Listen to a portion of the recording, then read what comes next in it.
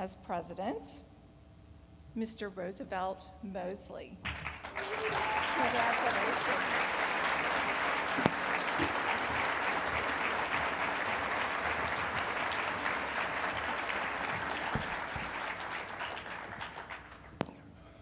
Thank you, Kathy, and thank you once again for your service to CAS. Kathy has been a steady, passionate, and principled leader, and it has been a pleasure working with her and getting to know her over the past year.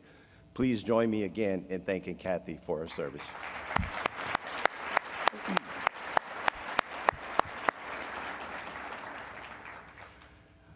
As I indicated last summer when I accepted the nomination as CAS President-elect, my focus during the time in leadership will be on three things. First, I will continue to work to increase transparency and communication between the CAS Board of Directors and the membership. Significant strides have been made in this direction, including improved access to board materials and minutes, and I look forward to continuing to strengthen the connection between CAS leadership and our members. Second, I am excited, and I am truly excited about the opportunity to continue to move forward our CAS strategic plan. As Kathy indicated in her most recent President's message in the Actuarial Review, the board met at our retreat this past August and reaffirmed our commitment to our envisioned future that was outlined in that plan. The first pillar of that strategic plan is focused on building skills for the future, the theme of this meeting. And as we continue to build those skills, we need to boldly and frequently communicate to those current and potential users of our services the value that actuaries bring. This will ensure that actuaries continue to be sought after for our ability to apply analytics to solve key business problems. As a way to demonstrate how actuaries apply and solve business problems, we're actually working on a speaker series to highlight examples of actuaries that are doing just that.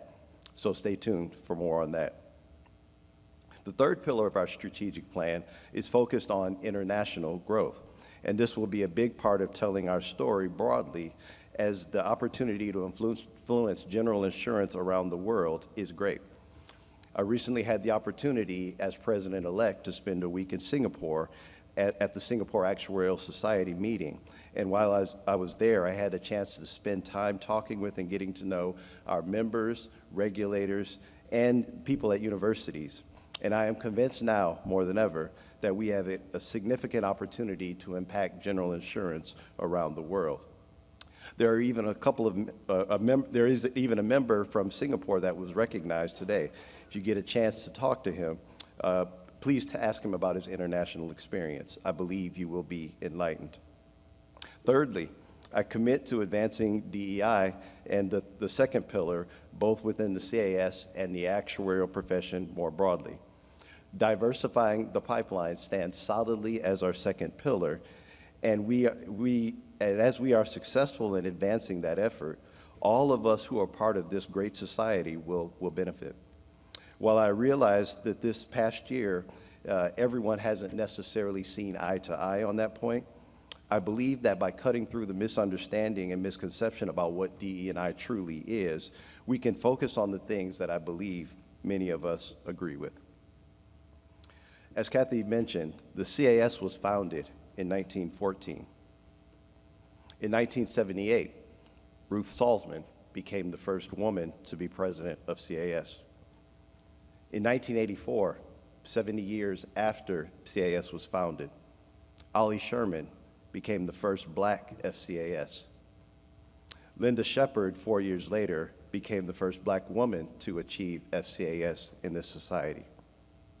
And just last week, my friend John Robinson became the first black president of the Society of Actuaries.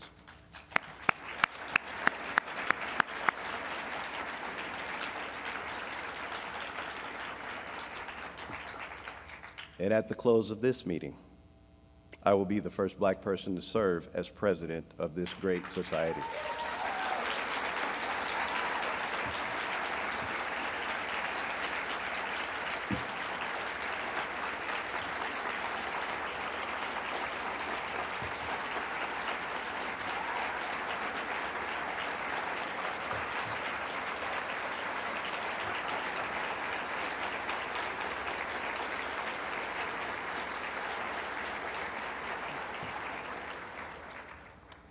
It is truly an humbling honor to serve in this position, but maybe you should have saved that applause until after my year to see if it's still warranted. Firsts are important because it is a signal that change is happening, but it cannot stop at first. If you think back to many of these and other firsts, we have reached a point for some of them where we've lost count. I don't know now how many black FCASs there are because there are now a number of us. And I hope that at some point in the future, as those who are recognized today take their place in leadership in this great society, we truly will get to a point where we lose count. Dare I say, we don't have the need to count anymore.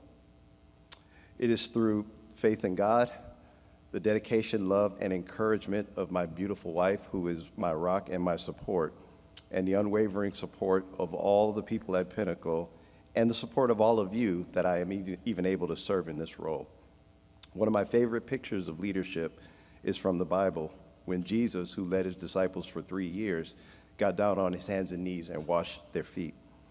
He underscored this definition of leadership when he said, "The greatest among you will be your servant." To me, leadership is service, and I commit to serving CAS, its members, and ultimately the constituents we faithfully serve during my term. Thank you.